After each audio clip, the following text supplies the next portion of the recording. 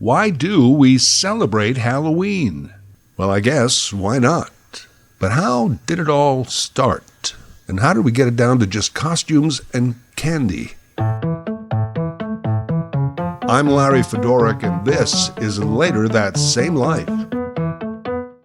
On this weekly podcast, topics, discussions, stories from our lives. Season 10, Chapter 11. Halloween. In researching Halloween, two things jumped out at me right off the top. Or should I say, right off the bat. See what I did there? Number one, Halloween is celebrated mostly in English-speaking countries, and has only recently began to spread into non-English-speaking nations. And two, studying the history of Halloween has only been taking place in earnest for the last 30 to 40 years. Part of the issue in studying Halloween's origins is that a lot of the stories come from folk history. Folk history as opposed to intellectual historical accounts. Folk history involves legends and tales passed down through time, often verbally.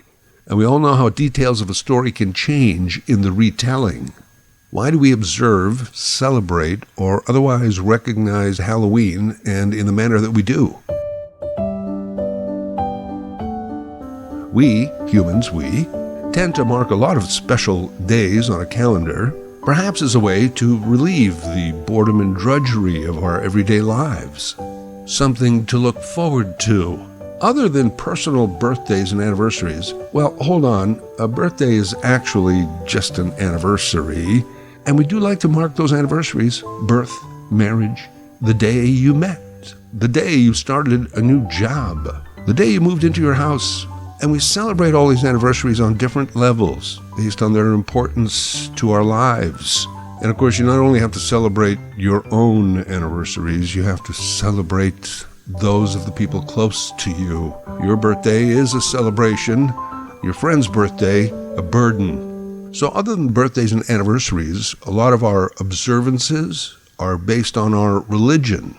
Not all are legal holidays in North America, but Jewish people have about 8 major holidays, Hindus around 6, Muslims at least 3, Christians have the big 2, Christmas and Easter, based on Jesus, and bunny rabbits and eggs. And I don't count St. Valentine's Day and St. Patrick's Day as Christian holidays per se. Add to all those, we celebrate the New Year, plus Victoria Day, Memorial Day, the nation's birthday, Labor Day, Remembrance Day, Veterans Day, Thanksgiving, and a couple of totally made-up holidays in February and August just so that we can get a long weekend. All in all, about a month's worth of special days per year. And of course, we all like to celebrate, or at least acknowledge, Chinese New Year by ordering the buffet special from Mandarin. And then there's Halloween. There are usually 2 schools of thought on the origins of Halloween. A, it's Catholic, an All Hallowed Eve just before All Saints' Day, November 1st. And B, a pagan ritual from Celtic times.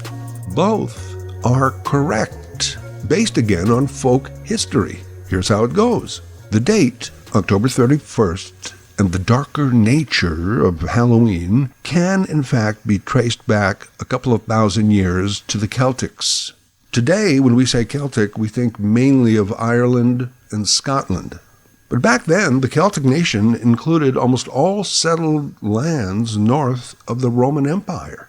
The Celtics also had a tribe of spiritual and political advisors. They were known as Druids.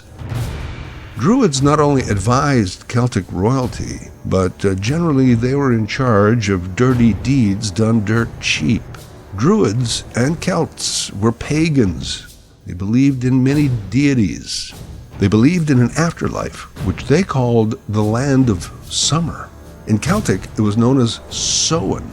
Now, it is spelled Samhain,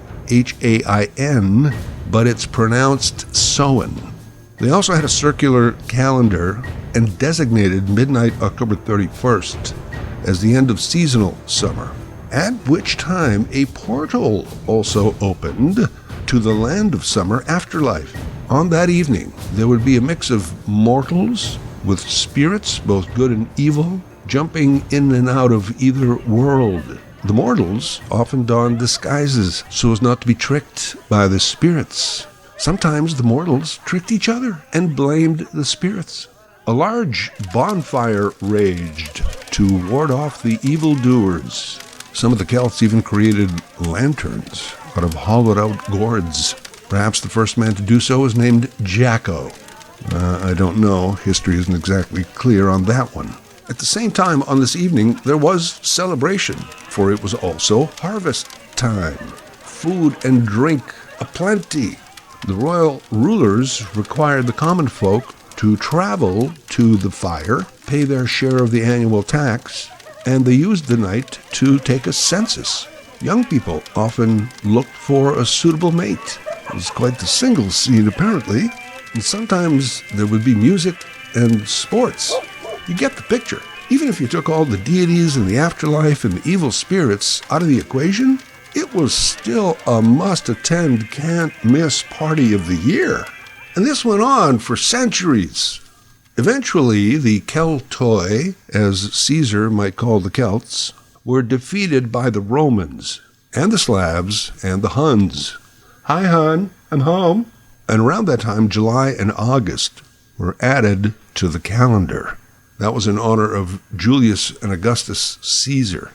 That's why to this day, Sept, 7, is actually the 9th month. Oct, 8, Nov, 9, Deca, 10. All of these are off by 2 because of the massive egos of the Caesar boys.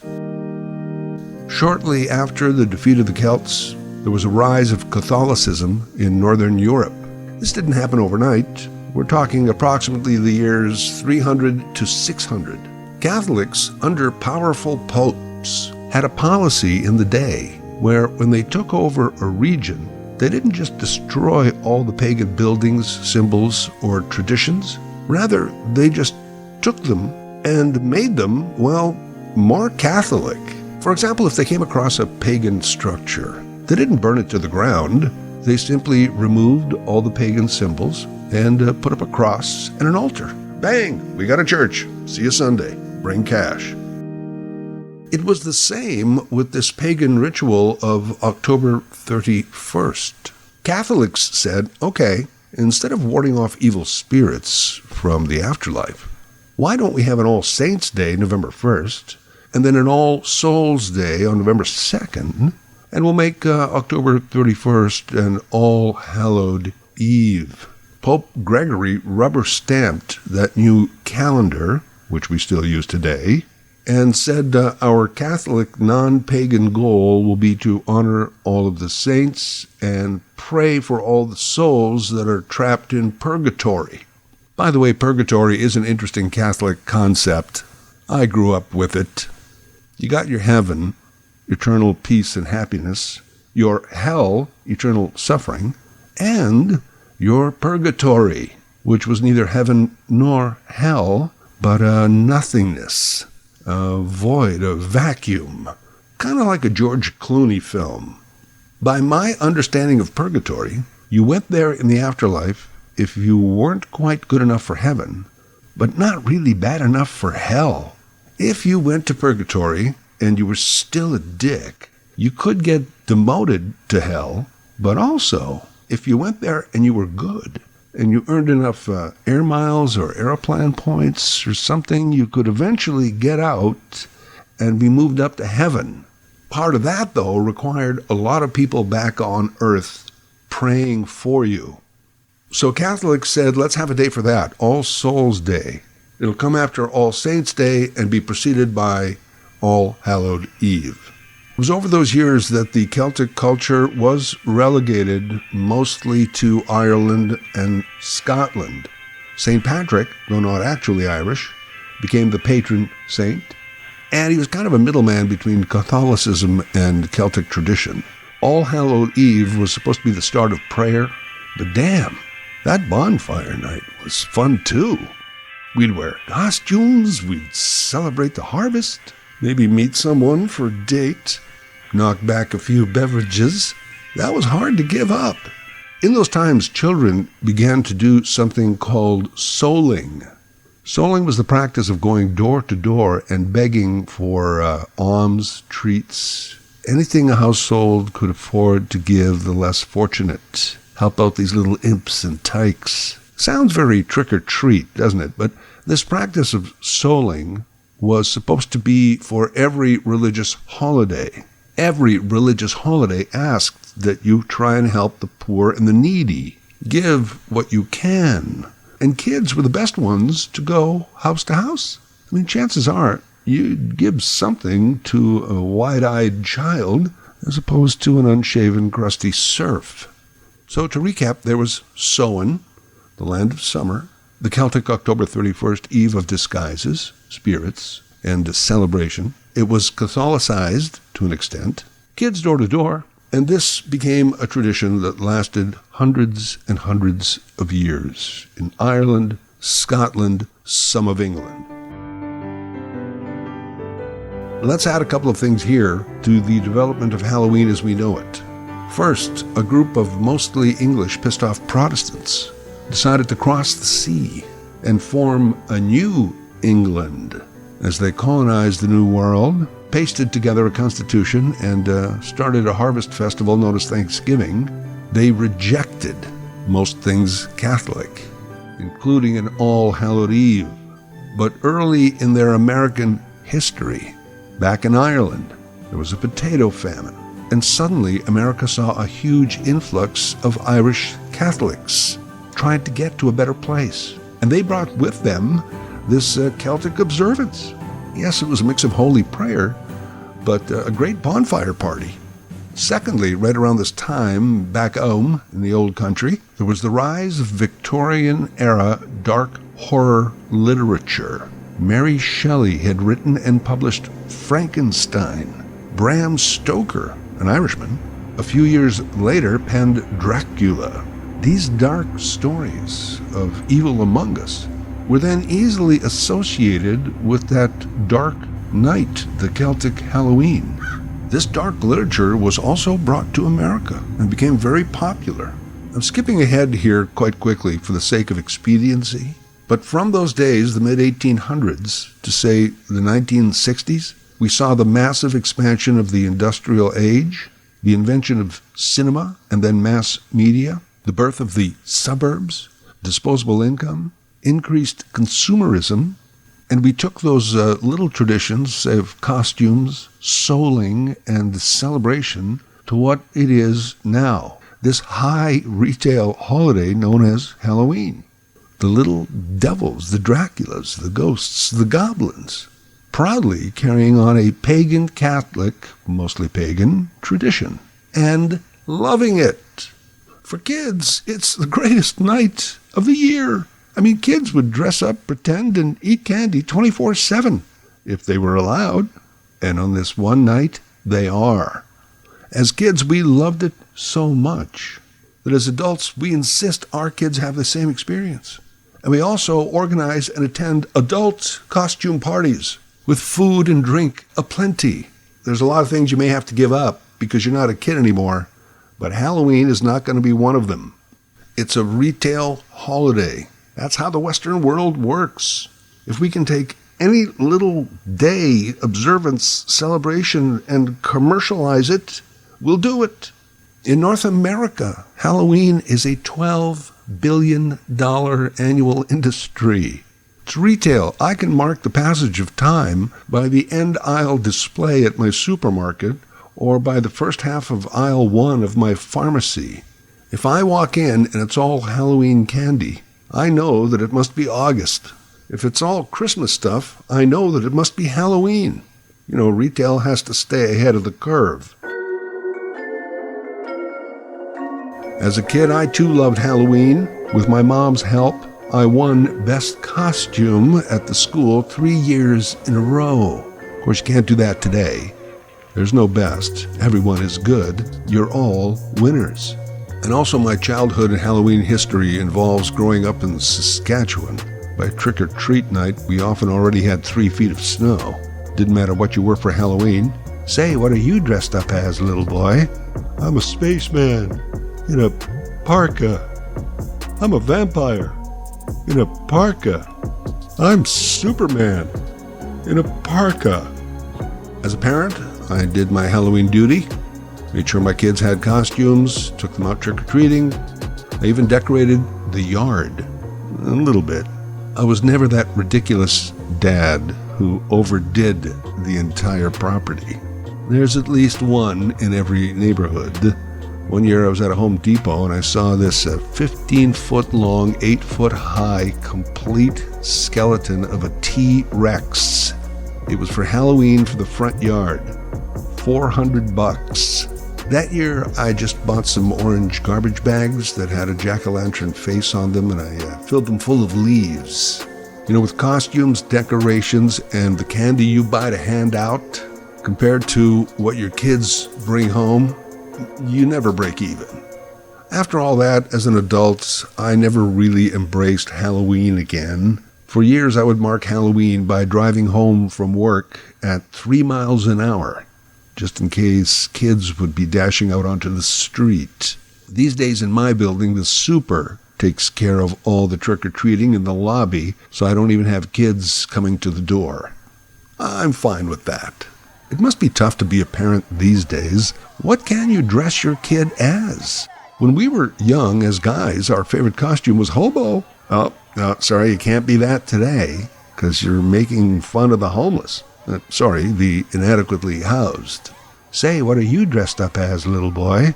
Yes, ma'am, though it's true I look like a hobo, I am actually trying to bring attention to the plight of those forced to live on the street. Now, give me some candy. Can't do hobo. Can't do princess. That's forcing a small girl into an outdated feminine stereotype. Can't be a superhero or a Little Mermaid or Harry Potter, because now you're just kowtowing to a Hollywood retail money machine. Skeleton, ghost, Dracula, devil, too scary, might be age inappropriate. Police officer, too divisive. Can't be anything racially insensitive. When I was a kid, my friends who had lazy moms who just gave them a sheet for Halloween. They were either Arabs, ghosts, or maybe a Roman in a toga. I guess you could be a witch, but I keep hearing there's a lot of witch hunts out there, so that can't be safe. It's a collusion witch hunt. I'll bet more kids will go out this year as Barbie than they will Oppenheimer. Nowadays, sometimes schools don't even have Halloween parties. It's Orange and Black Day. Well, even then, you don't have to actually wear orange or black. You're all winners. Oh, and some years ago, people started a teal pumpkin movement. If you display a teal pumpkin in your house, you are handing out treats like little toys and things, so that kids who have food allergies can still trick-or-treat safely. Some neighborhoods just have a daytime block party in case certain kids are triggered by flashing lights or scary images. Some parents are encouraged to put trick-or-treat tables out at the sidewalk instead of up at the door to help the kids who have accessibility issues. Hey, I think this is all good. You know, I just want everyone to be safe and happy. But if it were up to me, Halloween would always be the last Saturday in October. Doesn't that just make a whole lot more sense? I don't mean to insult the Celts, but what is the sanctity of October 31st these days? I had a career in radio. I also noticed over the years that we had a real lack of decent Halloween music.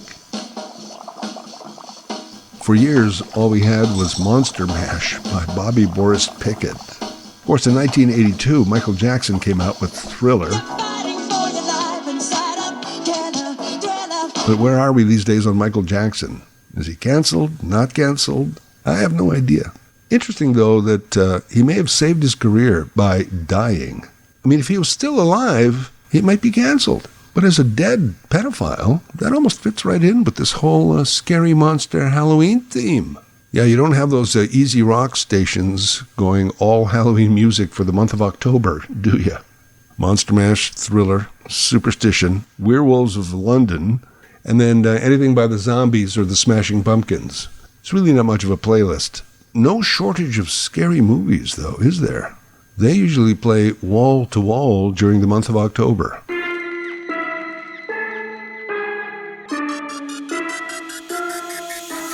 Anyway, there you have it. Halloween, a little Celtic, a little Catholic, and mostly retail. A bunch of kids pretending to be something they're not, hitting the streets expecting to be rewarded. And how does that set you up for adulthood? Perfectly. Later That Same Life is written, voiced, and produced by Larry Fedoruk. LarryFedoruk37@gmail.com. Subscribe to Larry's podcast YouTube channel. Get automatic notifications with each new episode.